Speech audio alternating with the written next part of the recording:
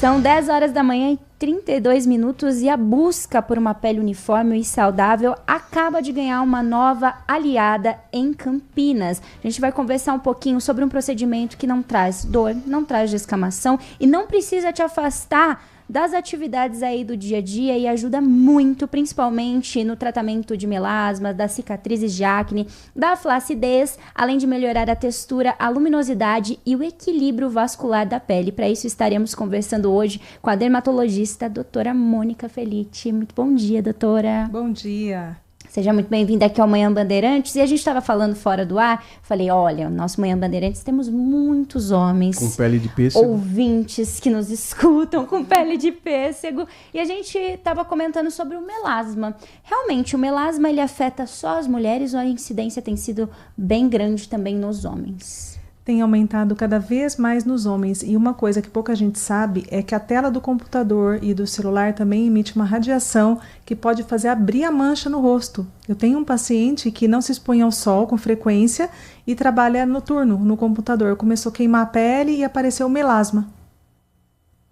Opa, agora me deixou preocupado. É preocupante. Quem fica, mesmo criança que fica na tela o tempo todo, doutora? Exatamente, porque tem a luz azul da tela também que prejudica muito e gera uma inflamação na pele. É lógico que tem que ser uma exposição contínua e extensa, quando a pessoa fica muitas horas ali. Então não é só um dano que a pessoa tem da visão, por exemplo, né? Que isso já bem estudado. Mas a pele também sofre muito com a tecnologia. Deixa eu aproveitar, então, esse gancho. Deixa eu tentar o processo reverso, então. Mas tem alguma vitamina? Tem que tomar sol para se não evitar, mas minimizar o risco de ter esse problema, essa doença de pele? Sim, porque o melasma é uma doença inflamatória crônica. Como ele é inflamatório, qualquer coisa que estimule inflamação, por exemplo, a radiação solar, inflama essa pele e piora. O que a gente tem que usar? Coisas anti-inflamatórias, mas não sintéticas, e sim os antioxidantes, especialmente, exemplo, a vitamina C e muitos outros que a gente tem como opção hoje em dia para uso oral para ajudar a desinflamar essa pele. Mesmo quem tem pele escura, como eu tenho assim, tem mais problema? É o meu risco, a possibilidade de risco é o mesmo? É um mito, achando que a pele morena, escura, não tem melasma. Tem e bastante, especialmente aqui no Brasil, porque a gente está num país que tem muita radiação solar o ano inteiro, né? Praticamente a gente não tem inverno. Então a pele negra também e morena tem que cuidar usando filtro solar diariamente. Existe alguma associação entre os níveis de testosterona e o melasma? Tem estudos clínicos começando ainda, mas maior influência no melasma é do hormônio feminino, o estradiol. Mas toda alteração hormonal, especialmente o cortisol, que é um hormônio que é liberado quando a pessoa está estressada. E nos dias de hoje, todo mundo vive sob tensão com cortisol alto. Então, se já tem uma predisposição genética, já fica na tela, já toma sol, a chance de abrir um melasma é muito grande. Agora, doutora, eu sempre ouvi dizer também, eu acho que nem tem muito a ver com esse tema aqui, mas eu vou aproveitar a pergunta também, puxando para o lado das pessoas que têm pele mais escura. Dizer também que as pessoas que têm pele mais escura têm mais propensão a ter o queloide, por exemplo? Sim, isso aí já é comprovado cientificamente, né? Porque o queloide aparece quando existe uma agressão, um trauma, ou faz uma cirurgia, na hora de cicatrizar, ele cicatriza de maneira exagerada, e existe uma confusão muito grande entre a definição de uma cicatriz hipertrófica e de um queloide. Qual que é a diferença? A cicatriz hipertrófica é aquela que fica dura e respeita a linha da cicatriz, dura e alta. E as pessoas chamam de queloide erroneamente. O queloide é quando ele espalha e vai além da linha cicatriz. Então essa é a diferença também para as pessoas entenderem bem. Outro mito também que a gente escuta muito é que o melasma ele pode virar câncer. Isso é mito ou verdade? Isso é mito, o melasma não vira câncer. Geralmente o melasma aparece numa pele fotoenvelhecida. E uma pele clara, com muita exposição solar crônica ao longo de anos, a pessoa pode ter um câncer de pele, independente do melasma, que é uma doença inflamatória crônica da pele. Tem uma informação aqui que veio da sua assessoria, doutora, dizendo que a médica Verônica Amabile convive com melasma, condição crônica e de difícil controle. Ela dizendo aqui que o melasma piorou com o uso de anticoncepcional e fatores como estresse e calor. Tem mais essa ainda, doutora? Tem, exato, porque o hormônio feminino que tem no anticoncepcional piora a mancha e também durante o período já gestacional, e ele é conhecido muitas vezes como mancha da gravidez. Não é exclusivo, mas piora por quê? Porque existem alterações hormonais altas no período da gravidez. E aí, o que a gente faz para tratar? O que a gente tem hoje de tecnologia que possa tratar esse melasma, como eu disse, sem descamar? Porque hoje em dia a gente vive numa era de redes sociais, quem trabalha diretamente com o público não pode andar descamando igual os ácidos que a gente usava muito antigamente. Existe algo que possa ser menos invasivo? Sim, hoje evoluiu bastante, tem uma tecnologia italiana desenvolvida por uma empresa já que chama Deca Laser, né? Que é um laser que chama Red Touch Pro. Esse é um laser fracionado, não ablativo, e ele atua na pele de uma maneira suave. É um laser regenerativo e ele não machuca a pele.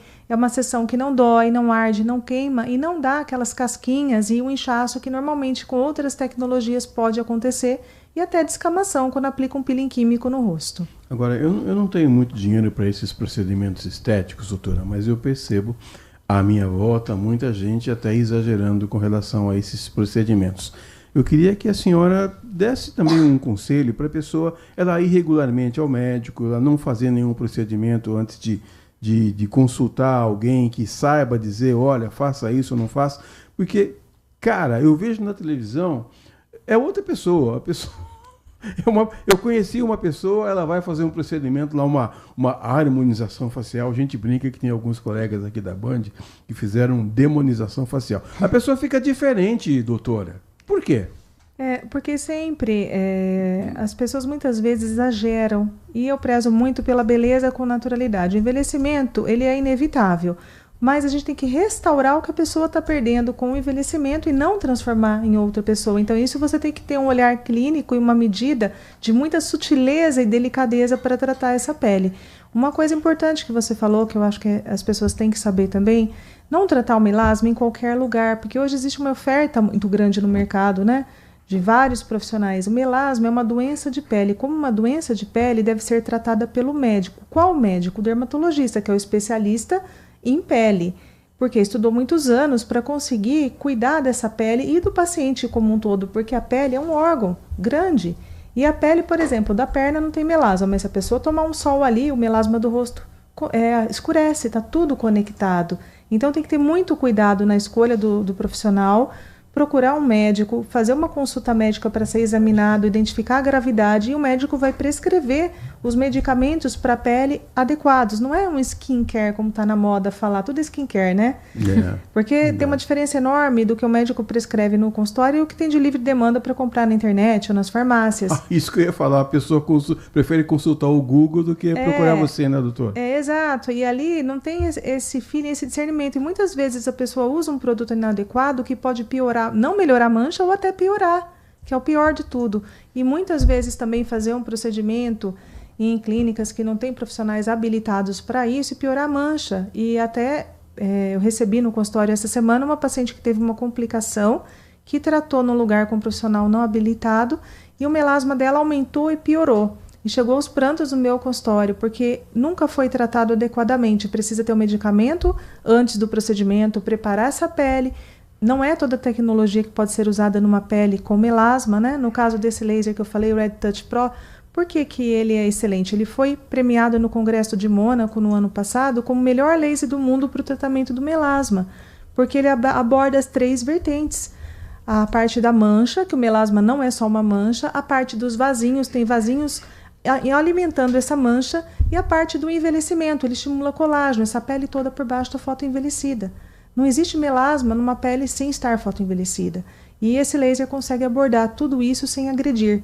Por isso que ele foi eleito o melhor laser do mundo para tratamento do melasma, né, no Congresso em Mônaco no ano passado.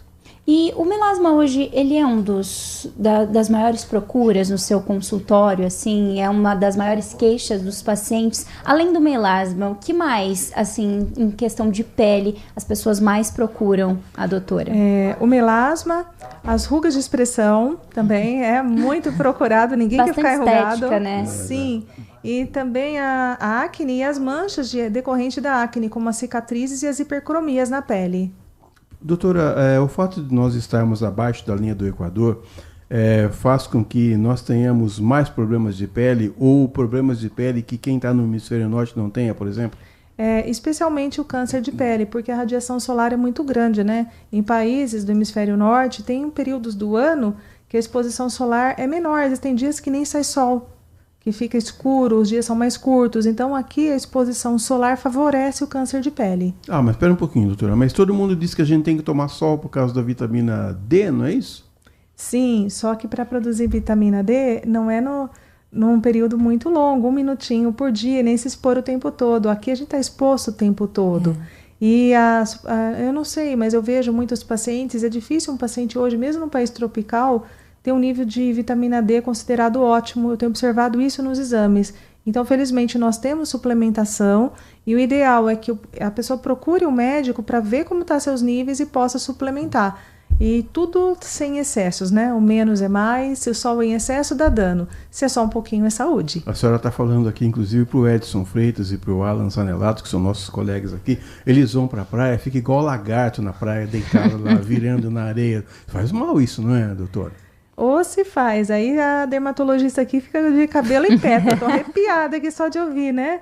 Porque isso aí pode dar queimadura solar. Então, tem 2 danos a queimadura solar. O envelhecimento precoce da pele, adquirindo manchas, rugas, né? Flacidez, e o câncer de pele tendo uma predisposição, que pode acontecer. Por isso que aquele pessoal que trabalha na praia, trabalha com manga comprida, a gente não entende, poxa vida, tá um calorão de 40 graus e o cara tá de manga comprida. É o que eu aconselho hoje em dia. Inclusive, eu, quando vou também à praia, eu coloco essas camisetas de proteção e entro no mar com a camiseta de proteção. Também na água também? Também. Porque a radiação passa pela nuvem, bate na água e reflete até mais. Eu sei como é isso. Da última vez eu fiz uma coisa que não deveria fazer, nem vou mostrar pra doutora, porque ficou horroroso, fiquei vermelha. E aí, depois, pode ser que a pessoa acabe passando protetor, não volta a retocar o protetor assim na pele. Aí o primeiro passo é a hidratação. Tanto a ingesta hídrica tem que ser aumentada, quanto aplicar cremes hidratantes potentes na pele para ela se recuperar e aguardar essa recuperação, que pode demorar mais de 30 dias. Porque quando a agressão é muito forte, tem aquela descamação, né? Faltou descascando. Sim. E aí vem uma pele nova regenerando. Então tem que dar esse tempo da regeneração. Evitar os banhos muito quentes também, porque arde a pele. Sempre o banho frio. E a hidratação. De quanto em quanto tempo eu tenho que retocar esse protetor se eu estou muito exposta ao sol? Isso não existe assim uma regra, mas se você está muito exposta, na praia, por exemplo, eu aconselho a cada 2 horas. Ou, por exemplo, se tomou banho de mar, você saiu do mar, tem que retocar, porque não existe um filtro que seja a prova sabendo ela. O fato de você não ver não significa que ele não está lá, né? Exato. E aí no dia seguinte é que você vai perceber a consequência com a pele toda vermelha, queimada, e a marca, às vezes, da roupa fitness, do biquíni, né? E aí vai sofrer com a queimadura. Verdade. Doutora, tem alguma, para ajudar a prevenir também, tem algum alimento que a gente possa consumir também para dar uma ajuda aí na preservação da pele, que, como a senhora falou, é o maior órgão que a gente tem? Exato. A vitamina C, alimentos ricos em vitamina C e vitamina A. No mamão tem muita vitamina A e vitamina C na laranja e no limão. Vamos falar de acne um pouquinho, então, Sim. já que esse tratamento também ajuda bastante nas cicatrizes de acne, e é uma dor não só nos adolescentes, mas a gente vê também que principalmente mulheres adultas têm uma propensão à acne. Por que esse fator já numa mulher adulta? A gente chama de acne da mulher adulta. A maior causa de acne na mulher adulta é a síndrome do ovário policístico.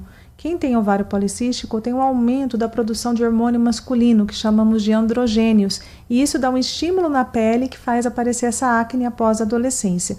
Uma segunda coisa que tem acontecido muito também é o uso do hormônio masculino, seja a gente fala as bombas, né? Uhum. E até DIU, tem aquele DIU Mirena, alguns DIUs que muitas mulheres usam, também tem o estímulo hormonal ali, que piora a acne ou faz aparecer quem não tinha. Agora, para o bebês, por exemplo, que não tem vontade própria e não sabe falar, quanto tempo tem que tomar de sol por dia ou por semana, doutora? Olha, tem que ter muito cuidado, dependendo do tom da pele do bebê também. Então, eu aconselho ali 5 minutinhos, pouco, para não queimar a criança, né? Porque não pode deixar o bebê nessa idade. Também evita esse filtro solar até 9 meses de idade. Depois você tem os específicos, geralmente filtro físico, não químico, que é barreira, e tem aquelas roupinhas de proteção solar, que podem ser utilizadas. Tem as camisetas de manga comprida, né? Tem para os bebês também. Essas roupinhas de proteção hoje em dia, que não existia antigamente, que ajuda demais. Então, até os 9 meses, o bebê não pode usar protetor. E aí? É só a A camiseta roupinha mesmo. de proteção. Ai, meu Deus, eu não sabia. Tá vendo? Você que tem peculiar, bebê de né? 9 meses? Ainda não. Mas você não. precisava eu vi uma preocupação excessiva A da gente sua já... parte. Né? Não, ainda não. Mas quando tiver, a gente já sai preparado.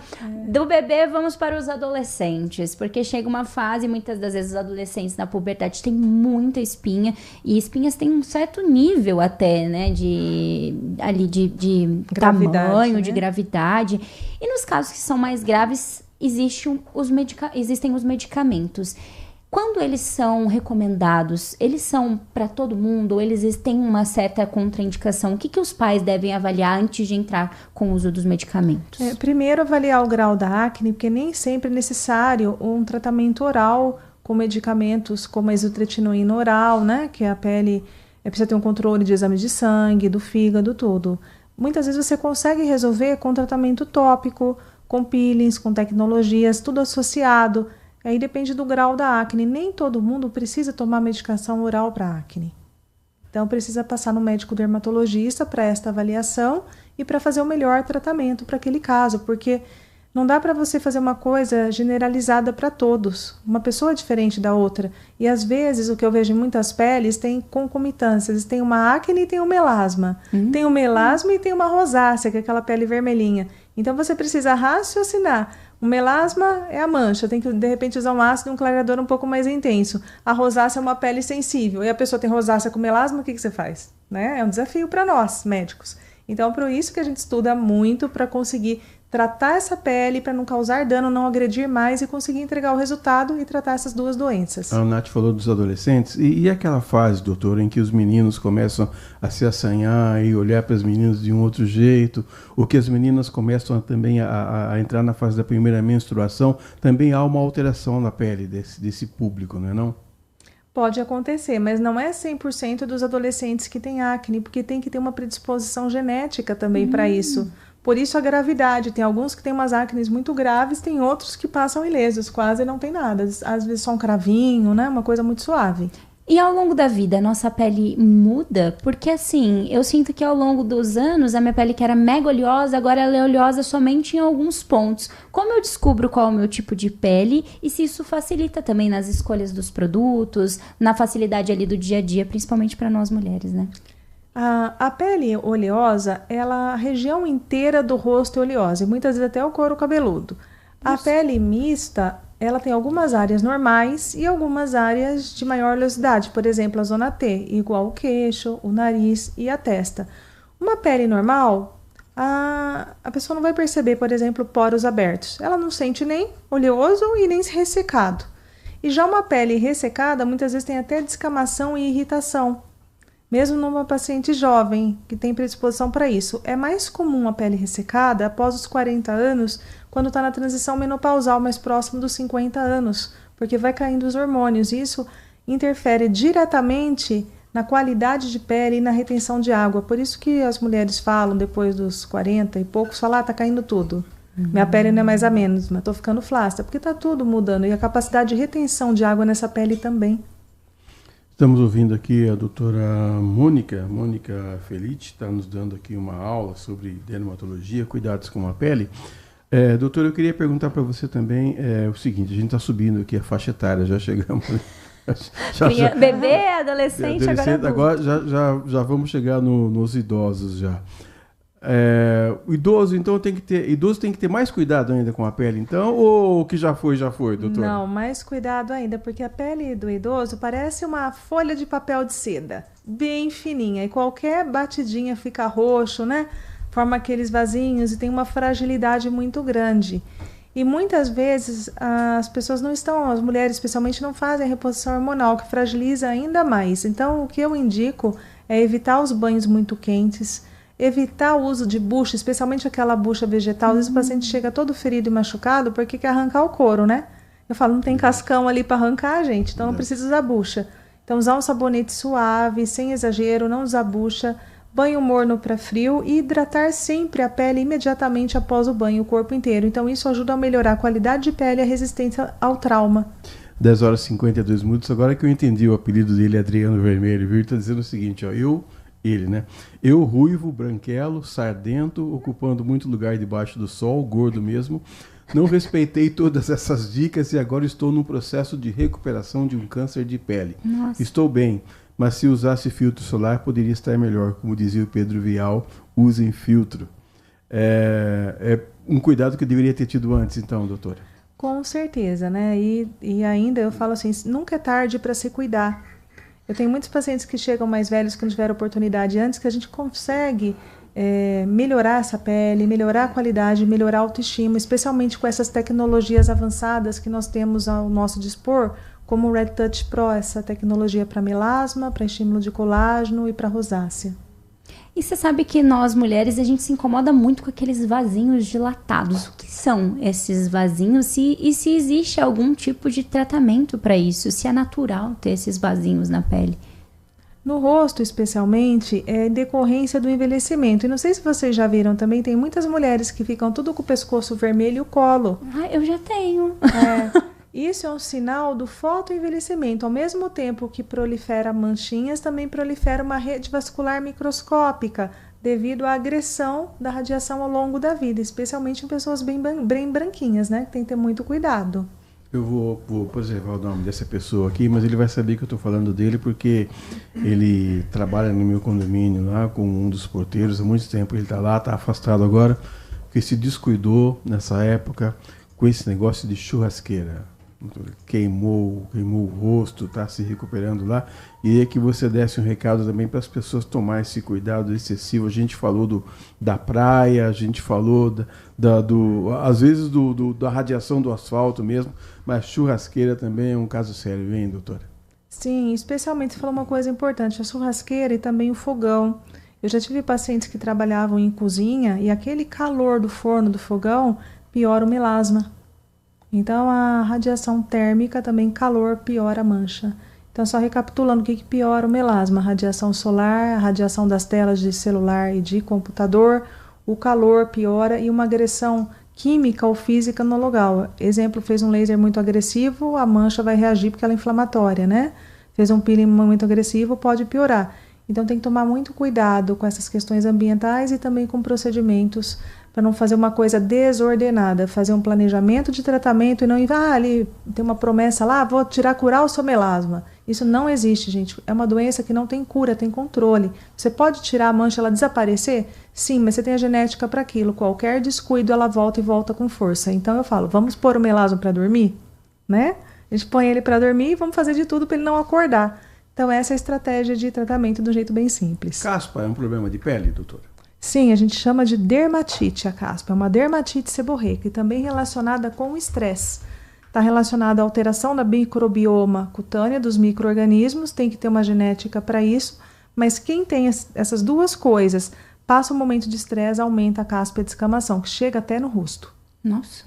E seguindo mais ou menos nesse assunto, você mencionou que o couro cabeludo, às vezes, de pessoas que têm pele oleosa, pode também ser oleoso. E aí, o que fazer? Isso pode causar uma outra alteração ali no folículo capilar? Só a oleosidade em si não, porque existem hoje shampoos específicos para couro cabeludo oleoso. Oleosidade é uma coisa, caspa é outra coisa, é uma dermatite, é uma inflamação da pele do couro. Então, a pessoa pode ter uma genética de só produzir óleo, mas não inflamar. Então, é só manter a higiene adequada com um shampoo específico para cabelo oleoso, né? Assim.